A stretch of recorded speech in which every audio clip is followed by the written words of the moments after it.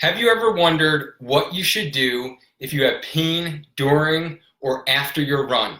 In this video, we're going to be talking about 4 serious running-related injuries that you should not train through.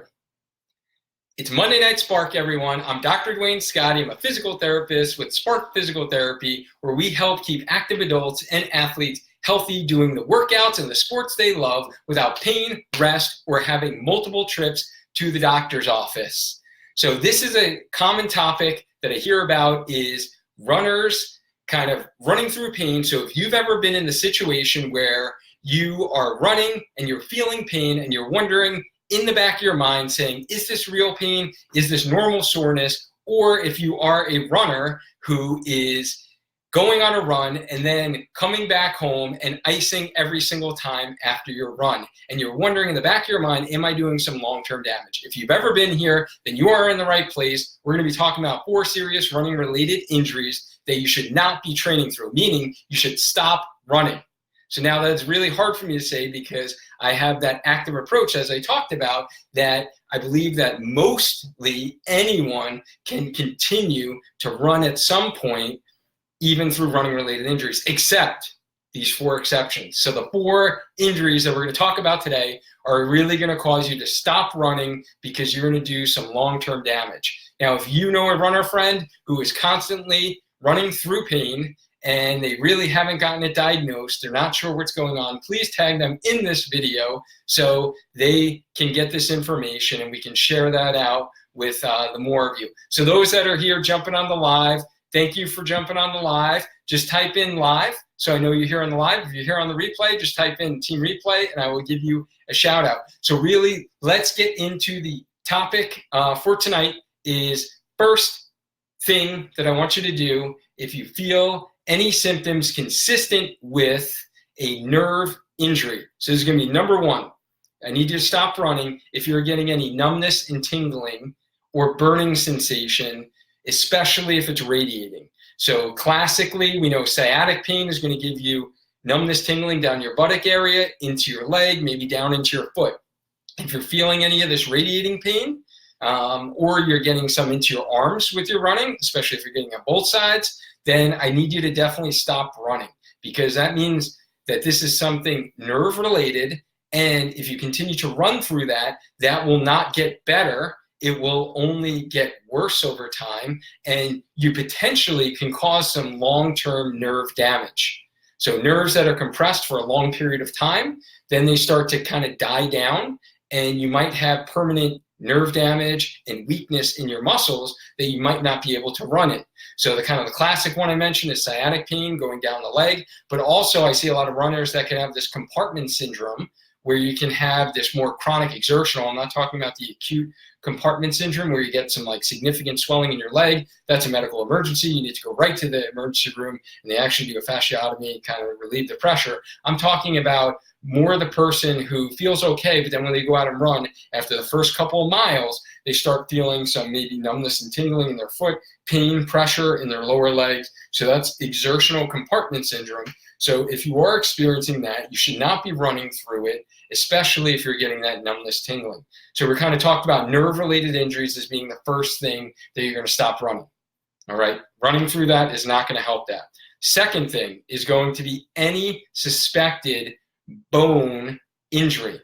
So these are really your stress fractures, especially in our distance runners, right? We're doing repetitive motion. This is most commonly in someone who ramps up too quickly, getting into heavy duty training after taking a lot of time off.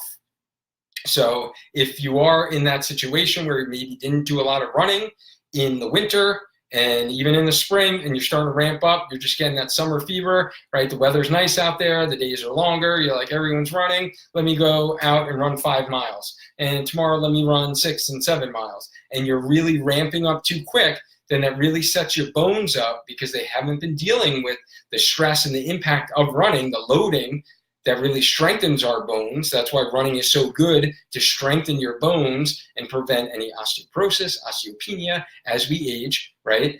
So if you don't do that in a progressive fashion, though, the bone does the opposite thing. You can start to get stress reactions and stress fractures in bones. Now, if you run through this, it's not going to get better. So that bone is just going to continue to weaken and get worse and worse and worse, where one day you're going to do something that really should not be breaking your bone. Say you trip down, 2 steps, and you might fracture your tibia. So now you might have this big open compound fracture, your bone sticking out of your leg, right? Where they need to do an extensive surgery with plate and screws because your bone was so weak to begin with, because you had this chronic stress fracture that you really never allowed to heal. So you really need to make sure that if you have signs and symptoms of a bone injury, which I didn't really mention before, but this is like our deep bone pain, sharp, deep. You can't really put your finger on. Sometimes you can if it's right on the crest of the tibia. So on your lower shin bone, you might have some localized swelling right in that area, right over the bone. So that's really the signs and symptoms of your stress fractures in your bones, and you need to immediately stop running. Most likely, you're going to need to non-weight bear, so whether it's a walking boot or going on crutches and not weight bearing, allow that bone to heal. So thank you guys for those that are jumping on the live. As you come on here on the live, just type in live. If you have any questions, so that's what I'm here for. We do this every Monday night, covering topics that really you have been interested in. A lot of the runners that I talk with, a lot of the runners that I help, these are the topics that come up, questions I answer, and I'm here to answer any of your questions. So thanks for jumping on here on the live. Janet, thanks again. Katie, thanks for jumping on. Deb's here. Deb's in the house. She's literally in the house. Luke has joined. And Taryn, what's going on, Taryn? Taryn is on live. Thank you, Janet. I appreciate it. And Jessica is here. James, thanks for jumping on. And Katie is here. Katie, good to see you here on the live. So we talked about 2 main things: nerve injuries, bone injuries. The third thing that you should not run through is shin splints.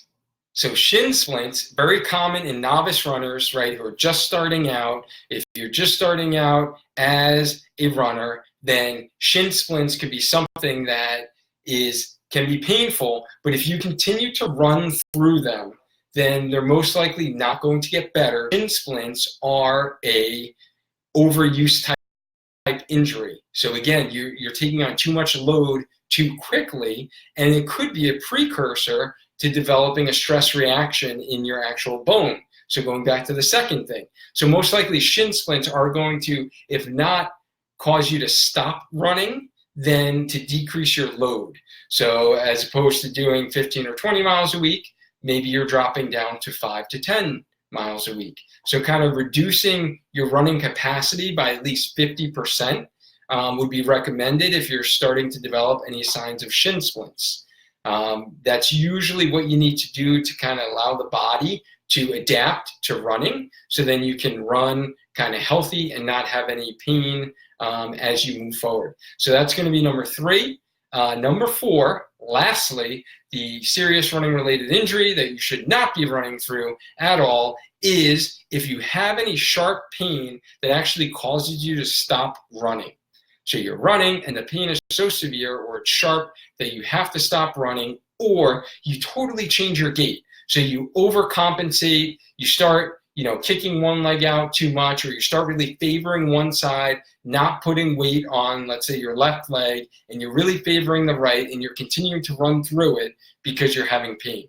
So that is indicating that the tissue irritability is so high that now you're starting to compensate, and then that's only going to open up the door to other related injuries. So we don't want that to happen. So this is like classically, let's say you wind up having hamstring pain and you start compensating, or let's say you have shin splints, right? Let's say you have the shin splints and you have some pain that's in the beginning stages. So now you start to compensate. And because you compensate, you don't put weight on that side. So you don't use your glute. And then you start to developing hamstring type pain. So it kind of goes back to those classic hamstring, Achilles pain, plantar fasciitis, those classic soft tissue running related injuries that really started out because you had another injury.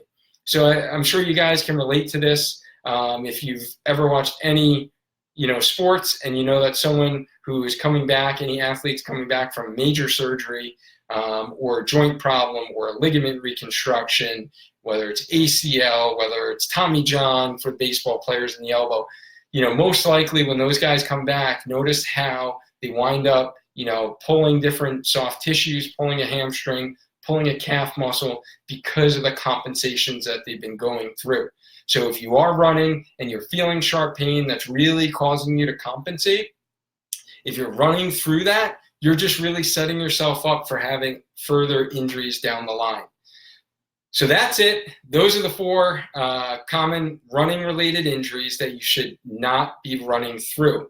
Now, luckily, they are not the most common running-related injuries. The most common running-related injuries really are the soft tissue injuries that we talked about.